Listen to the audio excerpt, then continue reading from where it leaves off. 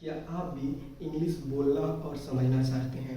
English grammar की सारी knowledge को समझना चाहते हैं, सारी चीज़ों को समझना चाहते हैं, आपको बेसिक क्लियर करना है, तो आज इस वीडियो को पूरा देखिएगा।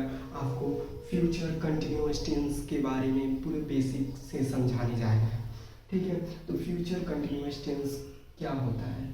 जिस वाक्य के अंत में रहा होगी, रही होगी, रहे होंगे, क्या मतलब जिस वाक्य के अंत में रहा होगी, रही होंगी, रहे होंगे ऐसा शब्द आ रहा है तो उसको हम क्या कहेंगे? Future continuous tense. रहा होगी, रही होगी, रहे होंगे, या ता रहेंगी, ती रहेंगी, या ते रहेंगे, ऐसे शब्द जब आ रहे हैं तो उसको हम फ्यूचर कंटिन्यूअस टेंस में, ऐसे वाक्य को हम फ्यूचर कंटिन्यूअस टेंस में जाने जाते हैं, ठीक है। एग्जाम्पल से समझते हैं। जैसे लड़के फुटबॉल खेल रहे होंगे, लास्ट में क्या है? रहे होंगे। लड़के फुटबॉल खेल रहे होंगे, लास्ट में क्या है? रहे होंगे। जैसे कल इस समय वर्षा हो रही होगी, क्या है? रही होगी। तो यही जो रहा, रहे होंगे, रही होगी जो आ रहा है उसी को हम फ्यूचर कंटिन्यूअस टेंस कहते हैं, ठीक है। जैसे वह अपनी पुस्तक पढ़ रहा होगी, वो अपनी पुस्तक पढ़ रही होगी, ऐसे शब्द को हम फ्यूचर कंटिन्यूअस टेंस करते हैं, ठीक है। जैसे हम गेंद फेंक रहे होंगे, ठीक है। जैसे हम गेंद फेंक रहे होंगे तो लास्ट में क्या है? रहे होंगे, ठीक है। तो ऐसे सेंटेंसों को हम फ्यूचर कंटिन्यूअस टेंस कहते हैं, फ्यूचर कंटिन्यूअस टेंस कहते हैं, ठीक है। लेकिन अब इसको हिंदी से इंग्लिश में जो ट्रांसलेट करने का एक रूल लगता है। रूल क्या लगता है?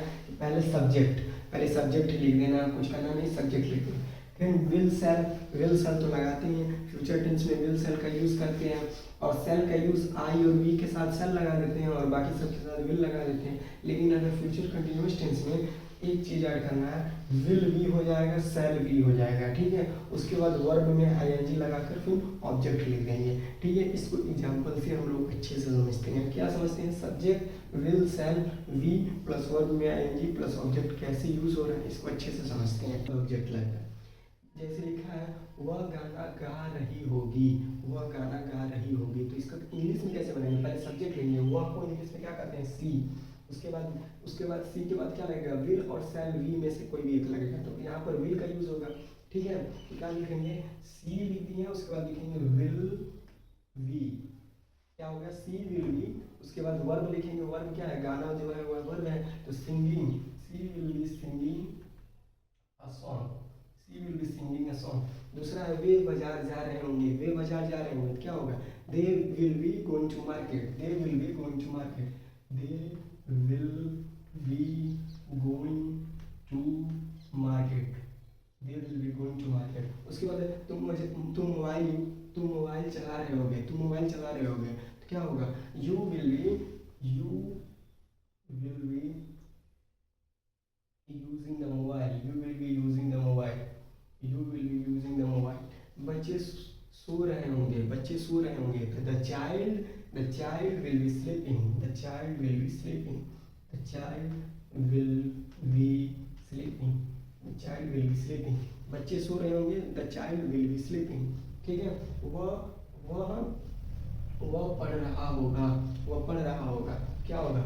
ही विल, ही के साथ will be studying, he will be studying, ठीक है। वो पढ़ रहा होगा, ही विल बी स्टडिंग। इसमें देखिए लास्ट में क्या आ रहा है? रही होगी, रहे होंगे, रहे होंगे, रहा होगा, रहा होगा। यही रहा होगा, रही होंगी जो आता है उसी को हम प्रेजेंट फ्यूचर कंटिन्यूअस टेंस कहते हैं, ठीक है। फ्यूचर कंटिन्यूअस टेंस को इतना समझ लीजिए, इसमें जो लगेगा वो सब्जेक्ट विल सेल, उसके बाद वी, उसके बाद वर्ब, उसके बाद आईएनजी, उसके बाद ऑब्जेक्ट, ठीक है।